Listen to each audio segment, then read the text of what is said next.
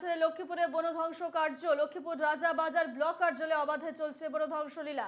যে সময় রাজ্য সরকার সমগ্র অসমে অমৃত বৃক্ষ আন্দোলন গড়ে তুলেছে, ঠিক একই সময় সরকারি কার্যালয়ে এভাবে অবাধে বনধ্বংস চলছে।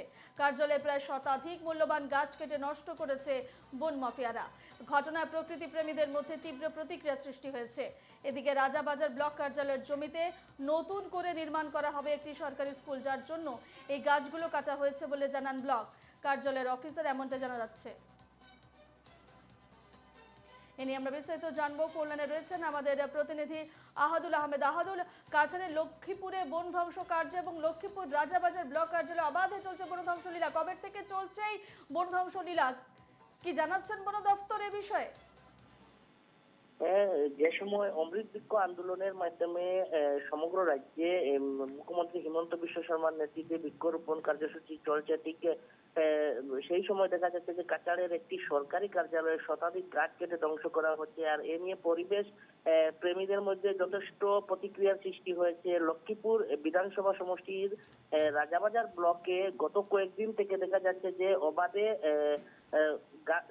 গাছ কাটা চলছে। আর এখানে একটা কথা উল্লেখ করতে হবে যে যে গাছগুলি কাটা হচ্ছে সেই গাছগুলি বহু পুরনো।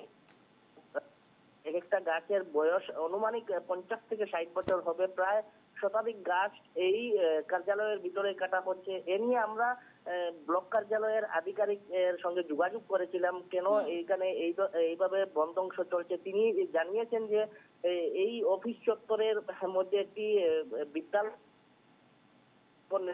জন্য এই গাছগুলি কাটা হচ্ছে, কিন্তু এইরকম একটি বিদ্যালয় নির্মাণের জন্য এইভাবে পরিবেশ করা কিন্তু সাধারণভাবে প্রকৃতি প্রেমীরা মেনে নিতে পারছেন না। তারা বলছেন যে এই গাছগুলো না কাটে অন্য স্থানে বিদ্যালয় নির্মাণ করা যেত, কিন্তু দেখা যাচ্ছে যে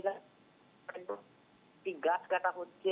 যে সময় অমৃত বৃক্ষ আন্দোলন চলছে, পরিবেশ রক্ষার স্বার্থে অমৃত বৃক্ষ আন্দোলন চলছে, সেই সময় এইভাবে এই গাছগুলি কাটা নিয়ে দেখা যাচ্ছে প্রকৃতি প্রেমীদের মাঝে যথেষ্ট প্রতিক্রিয়ার সৃষ্টি হয়েছে। কিন্তু আধিকারিক সঙ্গে আরেকটি কথা জানিয়েছেন যে সম্পূর্ণ বৈধভাবে গাছগুলি কাটা হচ্ছে। ফরেস্ট ডিপার্টমেন্টের লোকরা সেই গাছগুলি কাটছেন, কিন্তু সবকিছু ঠিক আছে যদিও, কিন্তু এখানে একটা প্রশ্ন উত্থাপন হয় যে গাছ কেটে বন ধ্বংস করা বা পরিবেশ নষ্ট করা কতটুকু যুক্তিসঙ্গত, তা নিয়েও কিন্তু প্রশ্নের সৃষ্টি হয়েছে। কিন্তু এখানে পরিবেশ প্রেমীরা এই বিষয়ের উপর নজর দিতে মুখ্যমন্ত্রী হিমন্ত বিশ্ব শর্মার দৃষ্টি আকর্ষণ করেছে। বেশ, ধন্যবাদ আহাদুল।